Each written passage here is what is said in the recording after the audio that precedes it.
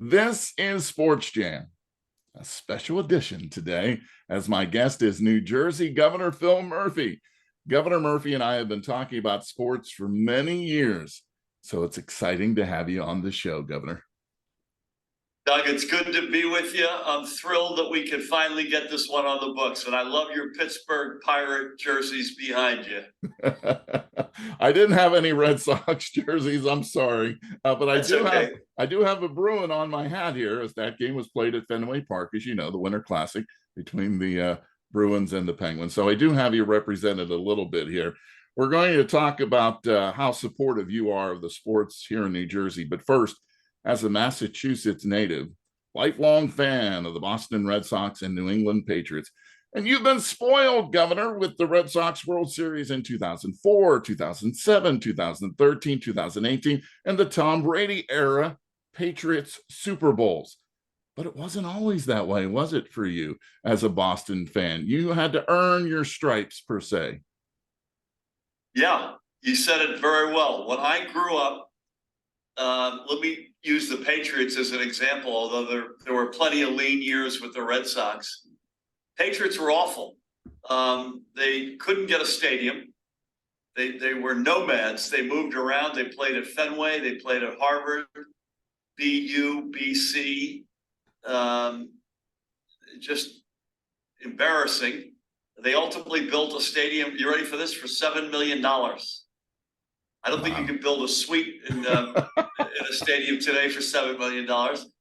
And by the way, their home games, you remember the blackout rules in the NFL, they never sold out. So their home games are never on television, which is why, and this gets me a little bit closer to Jersey, my second team became and has always been the New York Football Giants, because the AFL was pre-merger, was on NBC. And the NFL and the Giants in particular were on CBS. And the Giants, first of all, sold out Yankee Stadium. But even if they hadn't sold it out, I grew up outside of Boston. We were outside of the radius. So I was Allie Sherman, Fran Tarkenton era New York Giants fan. And the Patriots, I always was wishing for them to be good, but they weren't. And the Red Sox weren't any good in those days either. And then came a man named Brady, and it was the Brady bunch for sure. So let's talk about some of the players that are associated with your hometown. Now, you're too young to remember seeing Ted Williams actually play. You were just a couple of years old when he ended his career with the Red Sox, but Ted Williams was always my dad's favorite player. And when I had him on the show back in 2015, my dad, I mean, he cried when he talked about his love of Ted Williams being in the military and what he was actually able to do with his career. But until his death in 2002, he was one of the most beloved sports figures in Boston and around the world. Who are the players of all your teams that, for you, meant something? Let me say one thing about Williams. And by the way, I would agree with everything your dad thought about him. He missed 5 years in the prime of his career as a fighter pilot in both World War II and in the Korean War. And he still ended up with 521 homers and lifetime batting average of 340 something. Just extraordinary. This guy was the best hitter in the history of the game. And there's no question he would have, if you do the average home runs a year, he would have been deep into the 700s. But are you ready for this? One more underscore as to how lousy the Red Sox were. When he retired, and it was known it was his last game, 9,000 fans showed up. How about that? 9,000 fans. The guy that I would associate my childhood years without question was Carl Yastrzemski. He succeeded immediately. I believe the next year he succeeded Williams in left field. And he played from 62, I believe, to 83. So he played like Williams. They were each around 40 when they hung up their cleats. And he was the guy. He single-handedly carried the 1967 Impossible Dream team. He was still a big contributor in 1975. And I went to his last game in Yankee Stadium.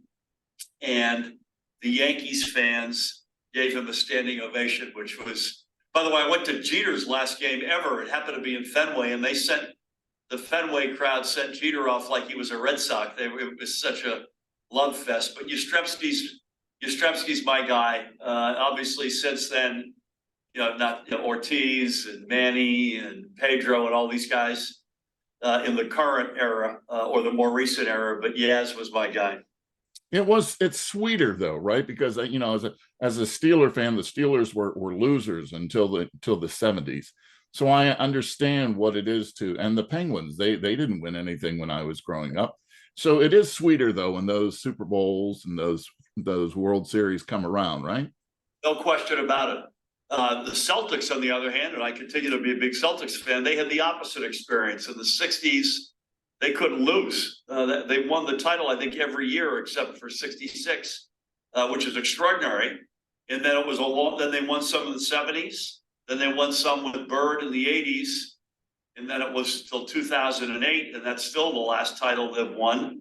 So there's that hungry feeling has finally started to creep into Celtics fans, like it was for decades for Patriots and Red Sox fans.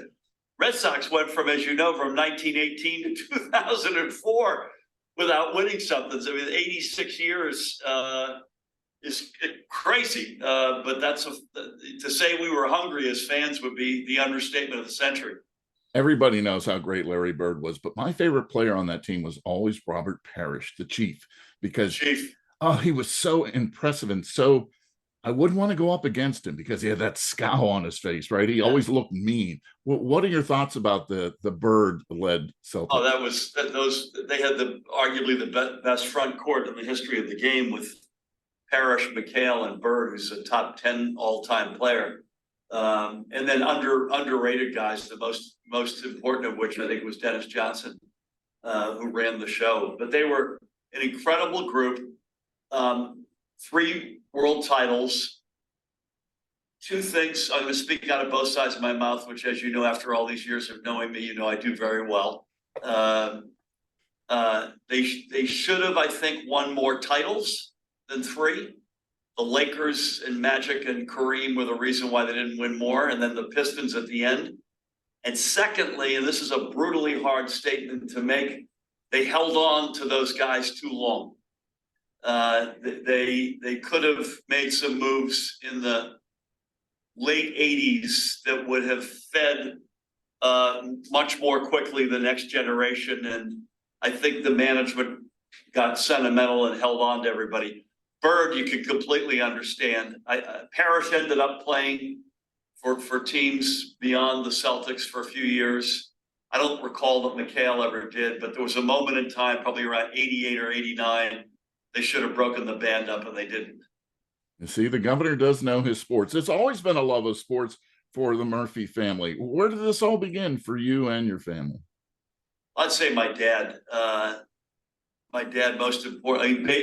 Growing up, the memories of my dad or grandfather on my mother's side are overwhelmingly baseball. The Patriots were sort of Johnny-come-latelys. The AFL was a new league. Frankly, the fan base took the Celtics for granted. Boston sadly had, and I hope it still doesn't, had a big racist reputation, sadly. And so you had this crazy decade of the 60s where the Red Sox were lousy, literally every year, yet most dads, granddads were hanging on transistor radios with every pitch. You had the Celtics winning world championships every single year of that decade, except for 66, and they couldn't sell out Boston Garden. You had the Bruins, who were awful before Bobby Orr arrived in 66, and they sold everything out and didn't win one title.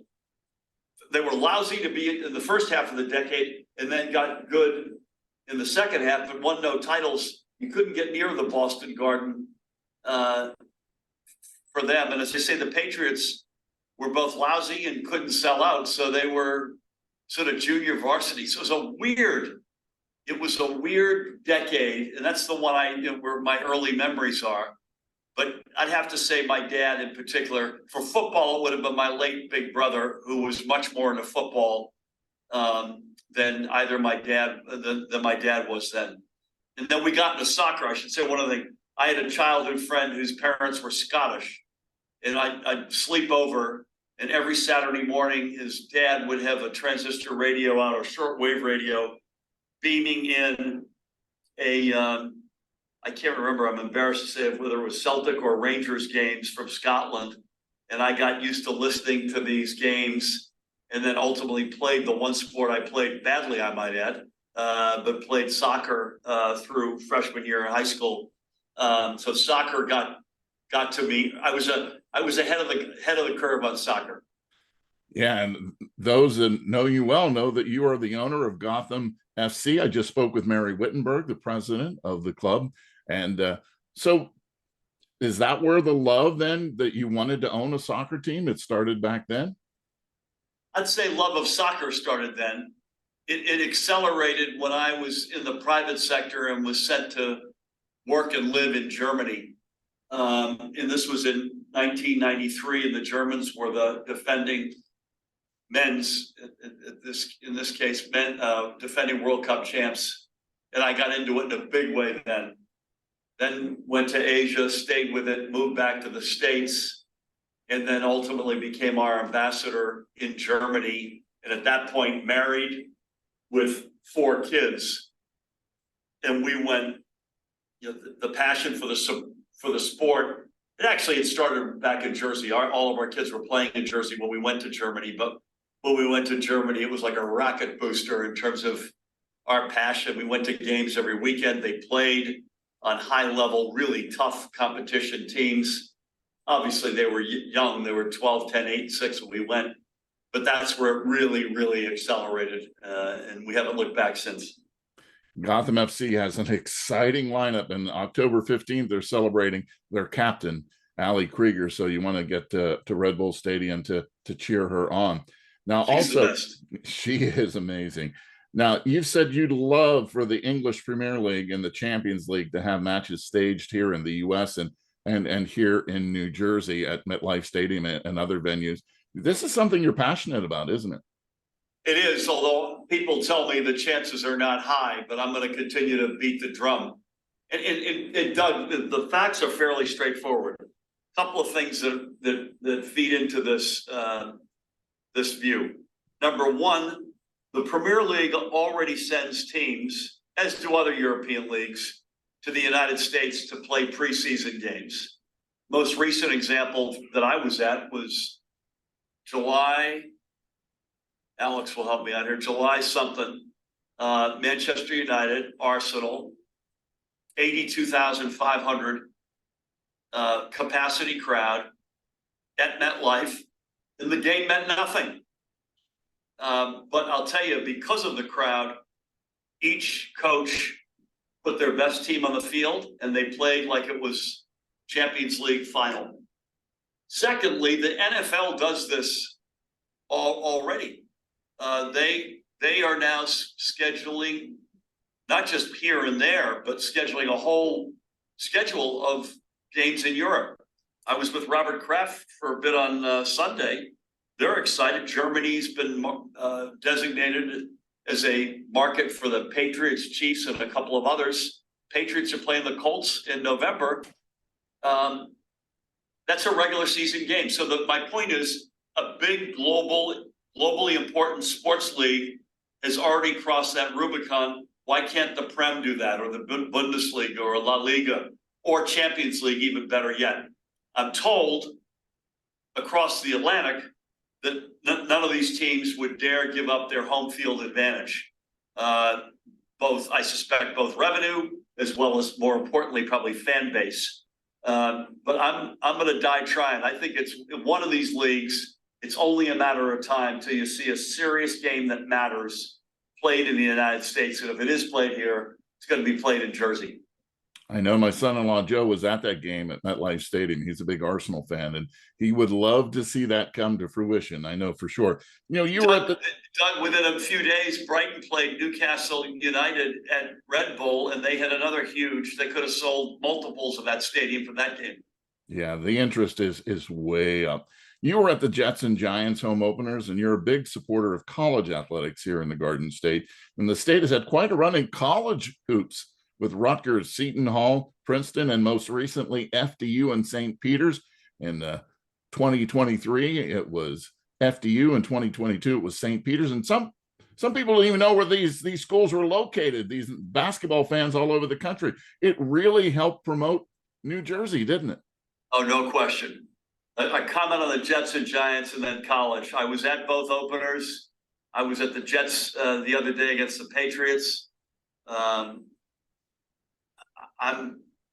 continue to be a glass half full guy. The extent to which they're successful, the Devils are successful, that's good for them. It's good for Jersey. It puts a kick in people's steps. It's good for our economy. It's good for our attitude and reputation. So I'm hoping that each of those teams can, and I'm an optimist that they can turn things and get to a better spot. College hoops, you know, you could argue, like people talk about Kentucky and North Carolina and UCLA, and I get all that and great traditions.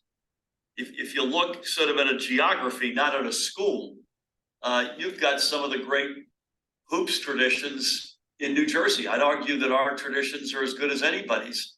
You mentioned the schools.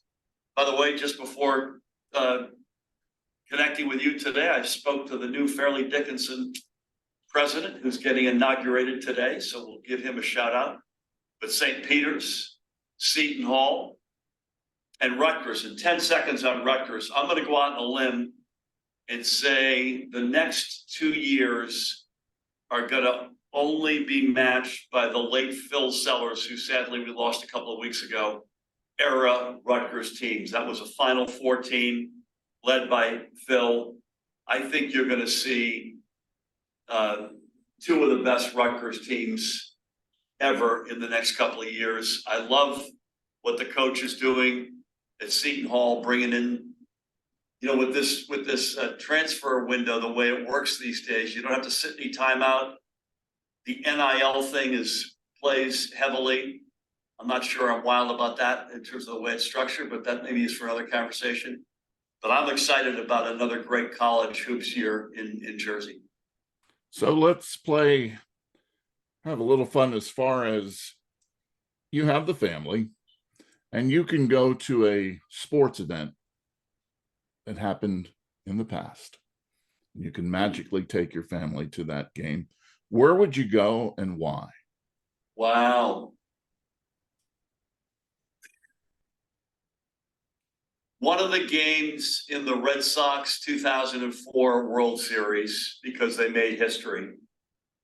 I say one of the games. By the way, I'd be split between the World Series where they beat the Cardinals in 4, maybe more appropriately the ALCS against the Yankees, where they came back from down 3-0. So that'd be, and that's purely because they made history.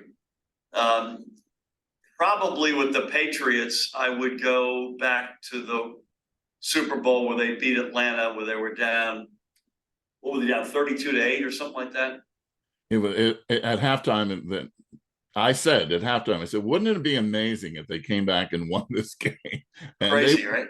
Yeah. And all they needed was to give Brady one extra series, you know, yeah. Is that they caused that fumble to give them an extra possession, and don't give Tom Brady a chance, right? Yeah, that was the lesson learned there. Celtics, it would be Game 7 against the Lakers in May or June of '69 in LA, when the Celtics, against all odds, beat the Lakers. I'd probably go to that first Stanley Cup that Bobby Orr won with the famous leaping goal against the St. Louis Blues on Mother's Day in 1970. Those would be sort of Boston stuff.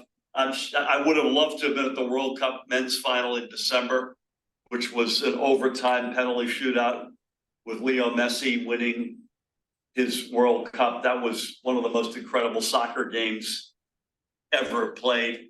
I'm sure there are others, but those would be on my list.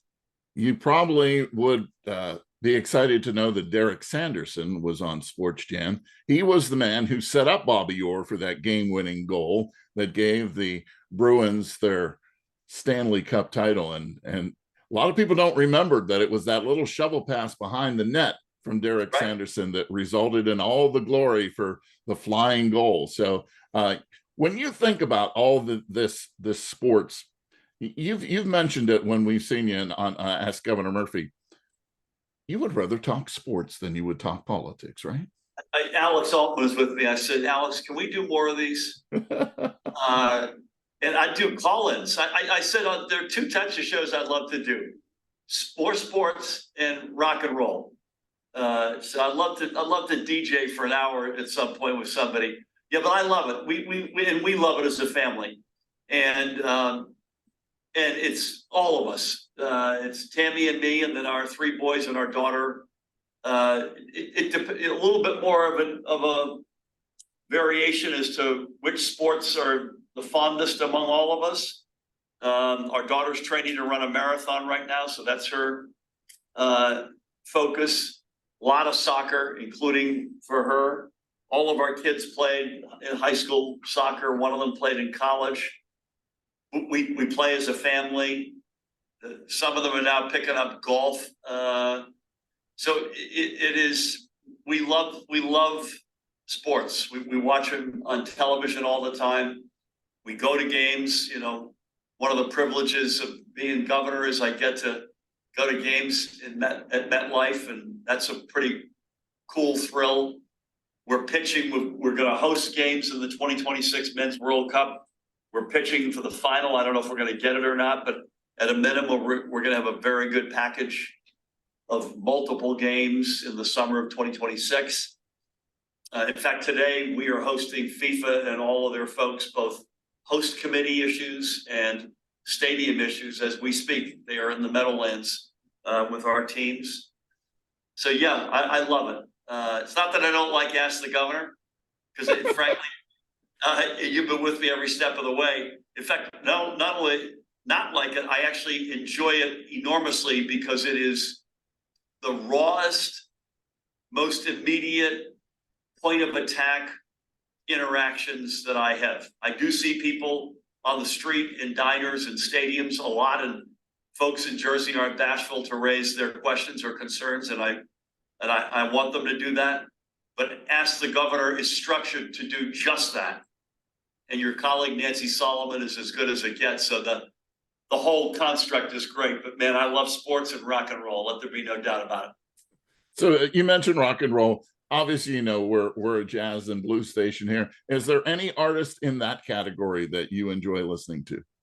Well, I respect enormously great musicians like Coltrane and Miles Davis and others like that. I'm reading a pretty cool book, which I highly recommend. I have no financial stake in this book, so I can recommend it, called Brothers and Sisters, about the Allman Brothers.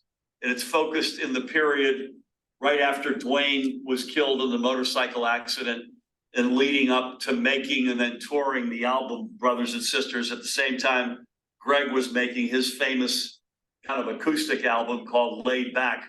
And it goes through the backgrounds of each of the musicians, either in the band or that played on Laid Back.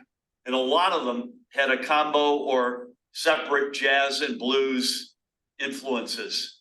Unbeknownst to the hard rock highway, cruising down the highway fans of the Allman Brothers, Greg's biggest influence was the old man Buckley. I forget, they both died young. I forget if Jeff was the father or the son, and Jackson Brown. Who'd have thunk it? But yeah, I have enormous respect. I'm also a big Broadway music fan, so that's an area that I've got another passion, and so I don't know if I'm a general. I like opera. I'm not a deep opera student, but I like it and go to it and listen to it. But at the end of the day, I'm full bore rock and roll. I think that's why you and I get along so well, because our passions are the same. We both love music. We both love sports and Broadway too. So and I might add that as bad a year as the Red Sox are having, the Pirates are at least 2 games ahead of them. And I'm actually a big bull on Pittsburgh. Ben Cherington is the general manager. He's the real deal. He built one of the Red Sox championship teams. You've got great youth. You've got a sprinkling of veterans. Brian Reynolds would be on that list. The key will be, can they spend enough money to keep that group together for enough of a period of time that they're cohesive enough to win a title? And I actually think they can. I don't have to tell you, after watching SportsJam now, that Governor Phil Murphy knows his sports and loves sports, and we enjoy talking with him. And you are invited back to this show anytime you want. I would love that, Doug. And I'm going to see you. I don't know when to ask the governor next, but I'm going to see you soon, I would think, right? You will see me soon in October. And it's been an honor to have you on the show, Governor. And when people see you at the game, they should go up and talk sports with New Jersey Governor Phil Murphy. Thank you so much. Thanks, Doug.